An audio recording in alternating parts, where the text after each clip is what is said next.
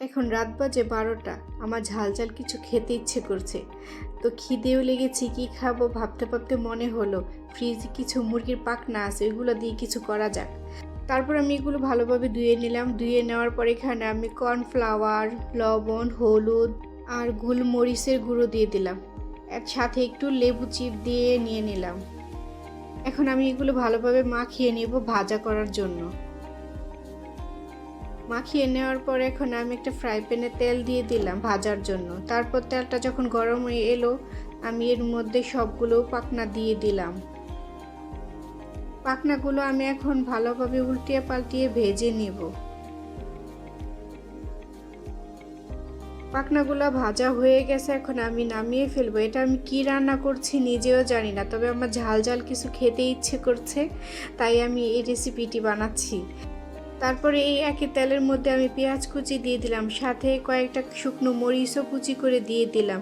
এর মধ্যে আমি শুকনো মাশরুম কুচি দিয়ে দিলাম, আমার ঘরে ছিল তাই দিচ্ছি। আপনারা চাইলে দিতে পারেন, না হয় স্কিপ করে যেতে পারেন।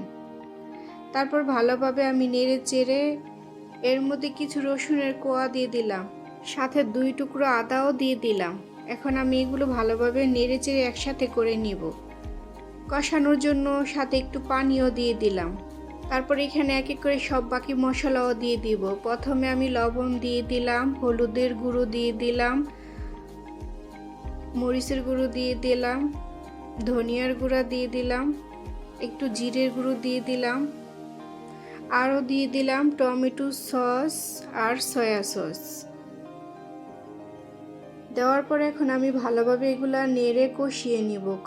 যখন একটু দেখব তেল উপরের দিকে উঠে এসেছে, তারপর আগে থেকে ভেজে রাখা ওই পাখনাগুলা দিয়ে দিব। সবগুলো মশলা এখন আমি একসাথে করে নিব। রেসিপিটির নাম কি দেওয়া যায় জানি না, তবে দেখে মনে হচ্ছে না খুব লোভনীয়। খেয়ে বলবো কেমন হলো। আজ রান্না করছি, আপনারা বাসায় রান্না করবেন, দেখবেন কেমন হয়েছে, খেতে কেমন লাগছে। আমার এই উপকরণগুলো দিয়ে আপনারাও বানিয়ে নেবেন।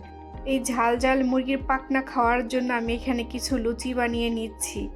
আমার মনে হচ্ছে এই ঝাল ঝাল পাখনার রেসিপিটা লুচি দিয়ে খেতেই খুব ভালো লাগবে, তাই আমি এখানে লুচি বানিয়ে নিচ্ছি। দেখুন মাশাআল্লাহ কি ফুলকো ফুলকো লুচি হচ্ছে। আপনারা যদি এই লুচির রেসিপি চান অবশ্যই কমেন্ট বক্সে জানাবেন।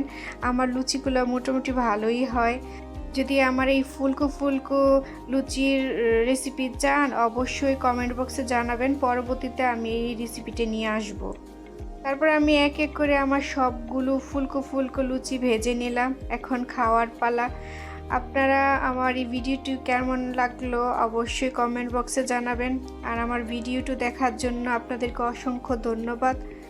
এখন আমি খেয়ে রিভিউ দিচ্ছি কেমন হলো। দেখুন আমার লুচিগুলো ধরার সাথে সাথেই ভেঙে গেছে, কি ক্রিস্পি ক্রিস্পি হয়েছে। এখন আমি এটা খেয়ে বলবো কেমন হলো। আলহামদুলিল্লাহ, আমি রান্না করেছি বলি না, খুব মজা হয়েছে।